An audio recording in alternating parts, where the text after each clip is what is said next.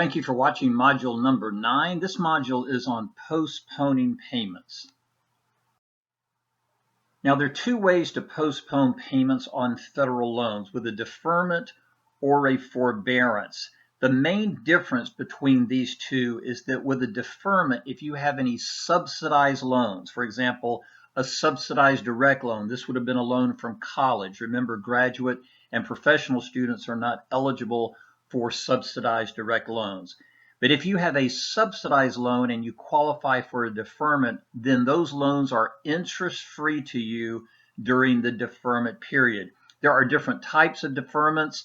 There's an economic hardship deferment, an in-school deferment, deferment for the Peace Corps. There are a number of different types. You have to meet eligibility criteria to qualify for a deferment.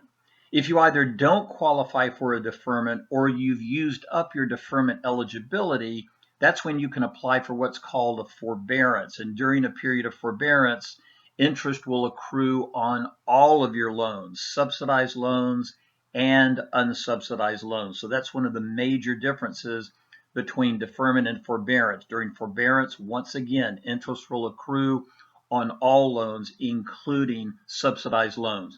There are two types of forbearance, mandatory and discretionary, and you'll note any borrowers who were in active repayment on their student loans, those loans have been put into what's called an administrative forbearance. Some loan servicers are calling it an emergency forbearance because of the CARES Act. So from March 13, 2020 through and including September 30, 2020, any of your loans that were already due, they have been placed into an administrative forbearance at 0%. So once again, two ways to postpone payments on federal loans: deferment and forbearance.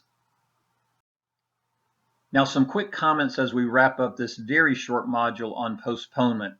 First of all, never assume that the in-school deferment is automatic. And by that I mean, if, for example, you had loans in college and perhaps you took a gap year before you enrolled in graduate school, once your loan servicer finds out you're enrolled at least half-time, your loans from college should go back into an in-school deferment period. But don't assume that. Contact the loan servicer and be sure that's the case.